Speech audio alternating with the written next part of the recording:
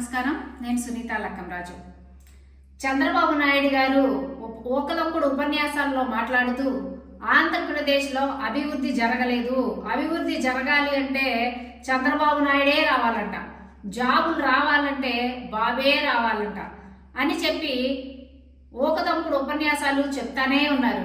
అయ్యా చంద్రబాబు నాయుడు గారు, ఆంధ్ర రాష్ట్ర ప్రజలకి, ఆంధ్రప్రదేశ్కి మీరు చేసినటువంటి పాపం మర్చిపోయినారా? ఏదైతే ఆంధ్రప్రదేశ్ని, ఒకటిగా ఉన్న ఆంధ్రప్రదేశ్ని ఆంధ్ర తెలంగాణ అని విభజించి, ఆంధ్ర తెలంగాణ అని విడిపోయిన తరువాత మరి ఆ విభజిత హామీలన్నీ నెరవేరినయా? ఆ నెరవేరకపోవటంలో మీరు చేసిన పాపం లేదా? ఈ రోజు కూడా స్పెషల్ స్టేటస్ మీద ఏం చేశారు అని మాట్లాడుతూ ఉన్నారు. ఒక పక్క నుంచి చంద్రబాబు నాయుడు గారు, ఒక పక్క నుంచి షర్మిల గారు. అమ్మా, మీరు ఈ పాపం మీరే కాదా చంద్రబాబు నాయుడు గారు? మీరు ఆంధ్ర రాష్ట్రం విడిపోయిన తరువాత 10 సంవత్సరాలు ఉమ్మడి రాజధానిగా ఉన్న హైదరాబాద్ నుంచి ఆంధ్రాకి వచ్చేసింది ఎవరండి? చంద్రబాబు నాయుడు గారు, మీరే కదా వచ్చేసింది.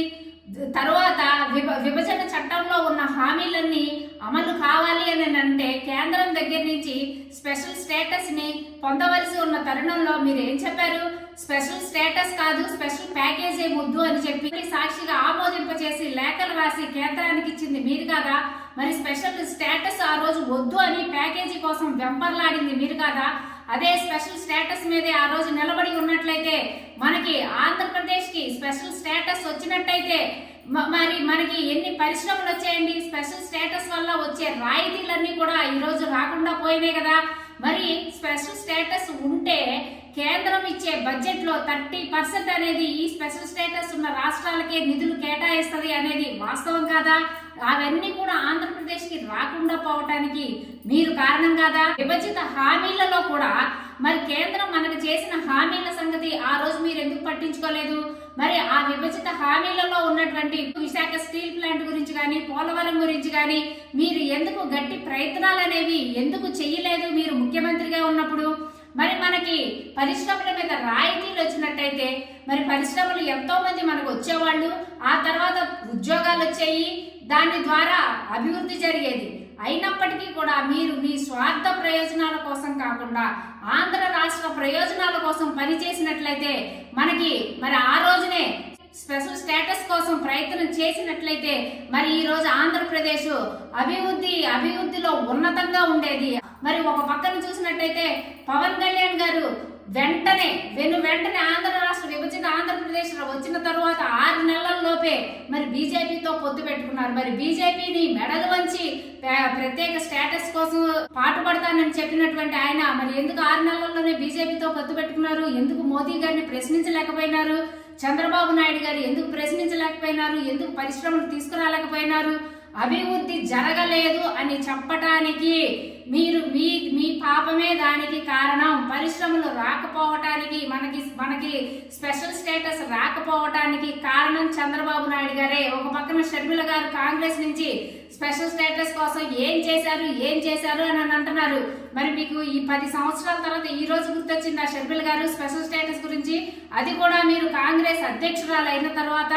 మీరు గతంలో అసలు కాంగ్రెసే కదండి ఆంధ్ర రాష్ట్రాన్ని విడగొట్టిన పాపం, అప్పుడు గుర్తుకు రాలేదా మీకు?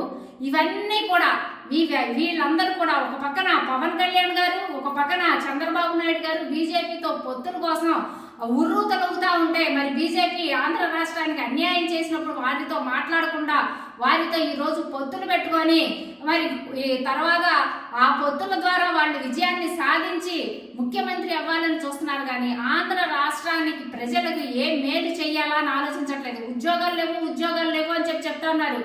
ఇంత కష్టంలో కూడా ఆంధ్ర రాష్ట్రాని కోసం పాటుపడిన వాళ్ళు జగన్మోహన్ రెడ్డి గారు ఎన్నోసార్లు మోదీ గారిని, బీజేపీ గవర్నమెంట్ ని, మోదీ గారిని, ప్రధానమంత్రి గారిని కలిసి ఆంధ్ర రాష్ట్రం కోసం స్పెషల్ స్టేటస్ కోసం ఈ రోజు కూడా కట్టుబడి ఉండి మరి పోరాడుతా ఉన్నది జగన్మోహన్ రెడ్డి గారు. అయితే మీరందరూ విమర్శించడానికి పనికొస్తారు. ఈ రోజు ఉద్యోగాలు లేవని బాబు గారు చెప్తా ఉన్నారు.